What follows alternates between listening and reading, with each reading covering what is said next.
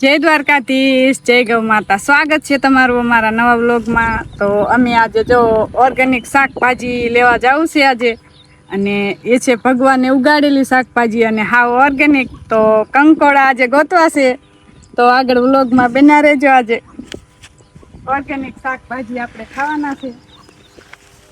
તો આજે અઘોસરમાં પણ ગોતવું પડશે, કારણ કે આપણે કંકોડાનું શાક ખાવું છે એટલે.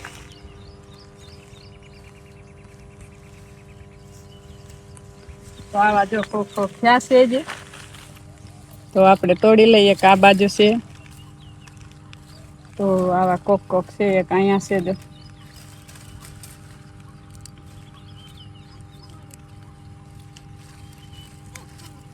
તો આપણે આજે જો બધી વાડે રખડવું પડશે અને આવા કંકોડા તોડવાના છે.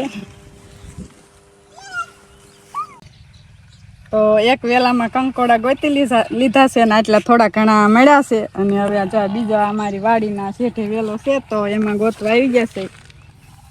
તો એમાં પણ ગોતી લઈ. નાના હે, નાના છે ને વરસાદ મોડો થયો એટલે મોડા થાય છે.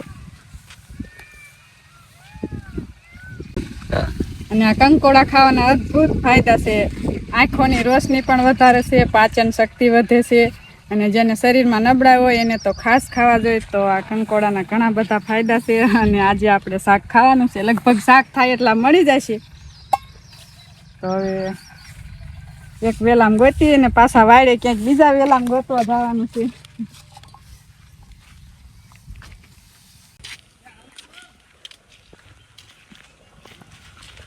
તો આપણે જો ઘણી બધી વાડે રખડી લીધું છે અને કંકોડા ગોતી લીધા છે. તો જો આટલા કંકોડા મળી ગયા. તો આપણે એક ટકનું શાક આરામથી થઈ રહી છે, એટલા કંકોડા મળી ગયા છે. અને જે કાંઈ વેલો બાકી છે તો એમાં જોઈ જો આવા કંઈક કંકોડાના પાન હોય છે લીલાછમ. અને અત્યારે કંકોડાનો ભાવ પણ એટલો હોય છે, 6,000 ભાવ હોય છે મણના. ઘણા લોકો તો કંકોડાની પણ ખેતી કરતા હોય છે.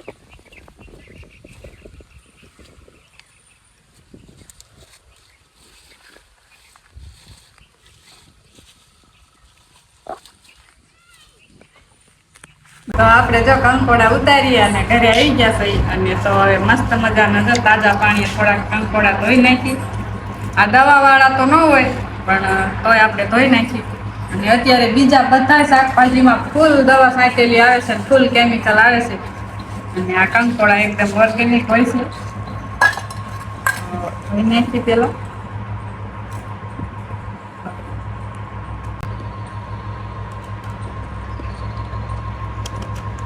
સરસ મજાના 2 પાણીએ કંકોડા ધોઈ નાખ્યા છે. અને હવે કટિંગ કરી લઈ વઘાર કરવા માટે. અમે બીજું કાંઈ ટમેટા અને મરચાં ને એવું બધું તો નથી ફાવતું, એટલે નથી નાખતા. ખાલી કંકોડાનું શાક સ્પેશિયલ બનાવવું છે. તો આમાં ડુંગળી એક થોડીક હાલશે, બાકી ટમેટો કે એવું કાંઈ હોય તો મજા આવે નહીં. કાઢી લઈ. અને અમારે ગામડાની ભાષામાં શાક પણ સુધાર્યું કહેવાય.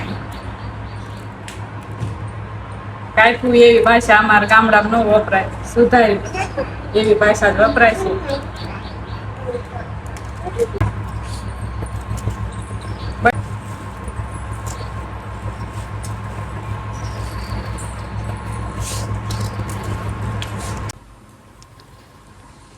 તો હવે આપણે કંકોડાના શાકનો વઘાર કરવાનો છે. તો આપણે જો ચૂલો જેગવી નાખ્યો છે, અને માટીના વાસણ ઉપર આપણે આજે કંકોડાનું શાક બનાવવું છે.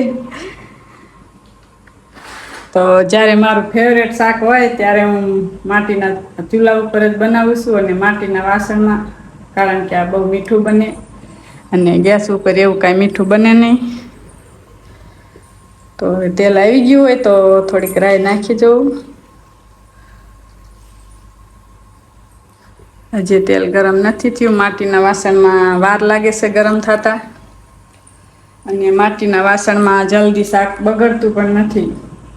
તો માટીના વાસણમાં ભોજન લેવાના પણ ઘણા બધા ફાયદા હોય છે. તો તેલ ગરમ થઈ જાય પછી રાઈ ને જીરું ને એવું નાખીને વઘાર કરી દઈ કંકોડાનો શાકનો. અને તમને કોને કોને કંકોડાનું શાક પ્રિય છે એ અમને કોમેન્ટ કરીને કહેજો.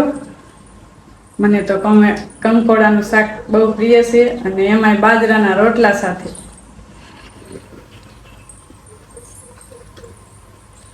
અને અમારા કીર્તિબેન વાટ જોઈ રહ્યા છે શાકની. તો તમને કંકોડાનું શાક ભાવે છે? તો જાહ્નવી અને દિવ્યાબેન બે નિશાળે ગયા છે, અને એના પપ્પા ગયા છે હરા એડાનું બી લેવા ગયા છે, અને મોક્ષાબેન હોઈ ગયા છે. તો આપણે હવે કંકોડાનું શાક આવે ત્યાં તૈયાર રાખવાનું છે.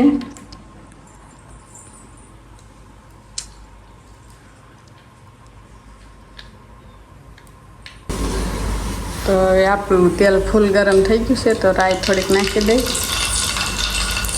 અને થોડુંક જીરું નાખી દઉં, થોડીક હિંગ નાખી દઈ.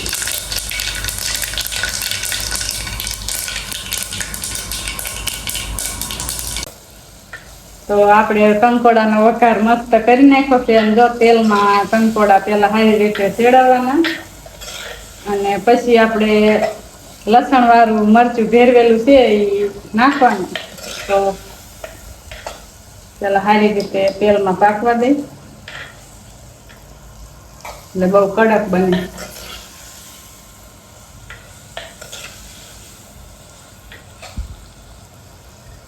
આપણે હવે બપોરાની રસોઈ તૈયાર થઈ ગઈ છે. શાક રોટલા, અને જાનવીન પપ્પા હારા ગયા હતા તો એ ઘરે વિયાયા, અને જો જમવા બેસી ગયા છે. તો કેવું લાગ્યું કંકોડાનું શાક? હા, વર્ષમાં એક જ વાર થાય કંકોડા. તો હાલો બધા બપોરા કરવા આવે, બપોરા કરી લે.